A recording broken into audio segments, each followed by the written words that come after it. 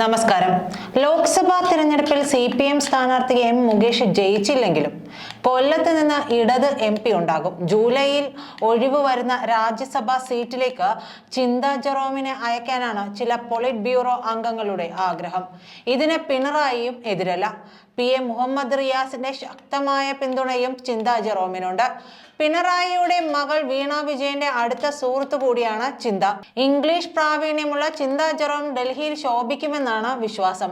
ചിന്താ ജെറോമിന്റെ ഇംഗ്ലീഷ് പ്രാവീണ്യം എത്രത്തോളം ഉണ്ട് എന്നുള്ളത് നമ്മൾ പല ഘട്ടങ്ങളിലായിട്ട് കണ്ടിട്ടുള്ളതാണ്.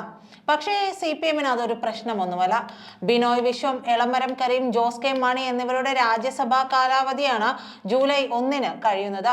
കക്ഷിനില അനുസരിച്ച് സീറ്റിൽ LDF ജയിക്കും, ഒരു സീറ്റ് UDFിലും ജയിക്കും. സീറ്റ് വിട്ടുകൊടുക്കാൻ CPI തയ്യാറാകില്ല. ബിനോയ് വിശ്വം ഒരു തവണ കൂടി രാജ്യസഭയിലേക്ക് പോകും. പിന്നെയുള്ളത് ജോസ് കെ മാണിയുടെ സീറ്റാണ്. അത് പിടിച്ചെടുക്കാൻ ഒരുങ്ങുകയാണ് CPM. ജോസ് വഴങ്ങിയില്ലെങ്കിൽ ഇടതുമുന്നണിയിൽ പൊട്ടിത്തെറിയുണ്ടാകും.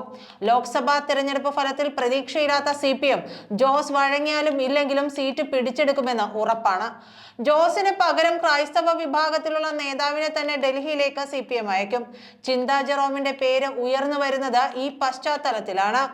KV തോമസിനും രാജ്യസഭയിലേക്ക് ഒരു കണ്ണുണ്ട്. ക്രൈസ്തവ വിഭാഗങ്ങളുമായി ചിന്താ ജെറോമിനേക്കാൾ അടുപ്പവും KV തോമസിനുണ്ട്. ചിന്തയുടെ പേരിനാണ് പക്ഷേ മുൻതൂക്കം. നഷ്ടം ജോസ് കെ മാണിക്ക് തന്നെ. കോട്ടയത്ത് തോമസ് ചാഴിക്കാടൻ ജയിക്കാൻ സാധ്യത ഇല്ലെന്നാണ് പുറത്തുവന്ന സർവേകൾ പറയുന്നത്. കോട്ടയത്തോടൊപ്പം കയ്യിലിരുന്ന രാജ്യസഭാ സീറ്റും നഷ്ടപ്പെട്ട തലകുനിച്ച് നിൽക്കേണ്ട അവസ്ഥയിലാണ് ജോസ് കെ മാണി. രാഷ്ട്രീയം സാധ്യതകളുടെ കളിയാണെന്ന് മാണി പുത്രന് നന്നായിട്ടറിയാം. സംഭവ ബഹുലമാകും ജൂലൈയിലെ രാജ്യസഭാ സീറ്റ് ഒഴിവുകൾ എന്ന് ചുരുക്കം. അതേസമയം കേരളത്തിലെ 2,77,49,159 വോട്ടർമാരാണ് വെള്ളിയാഴ്ച ബൂത്തിലേക്ക് പോകുന്നത്. 20 ലോക്സഭാ മണ്ഡലങ്ങളിലായി ജനവിധി തേടുന്നത് 194 പേർ. 2019 ലോക്സഭാ തിരഞ്ഞെടുപ്പിൽ 77.67 ആയിരുന്നു പോളിംഗ് ശതമാനം. 2021 നിയമസഭാ തിരഞ്ഞെടുപ്പിൽ 74.06%, 80% കുറയാതെ ഇരിക്കുക ഇത്തവണ ലക്ഷ്യമെന്ന് തിരഞ്ഞെടുപ്പ് കമ്മീഷൻ പറയുന്നു. വോട്ടെടുപ്പ് വെള്ളിയാഴ്ച രാവിലെ 7 മുതൽ വൈകിട്ട് 6 വരെ.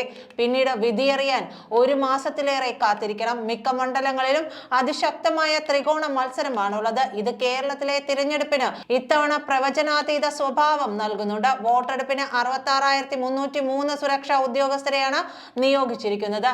കേരള പോലീസിന് പുറമെ കേന്ദ്ര സേനയും ഉണ്ടാകും. 13,272 സ്ഥലത്തെ 25,231 ബൂത്തുകളിൽ പോലീസിനെ വിന്യസിക്കും.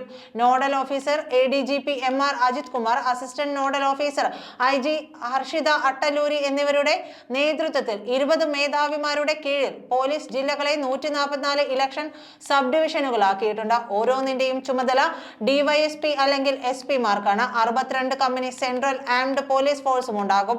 പ്രശ്നബാധിത പോളിംഗ് സ്റ്റേഷനുകളിൽ കേന്ദ്ര സേനയുൾപ്പെടെ അധിക സേനയെ വിന്യസിച്ചിട്ടുമുണ്ട്. നന്ദി.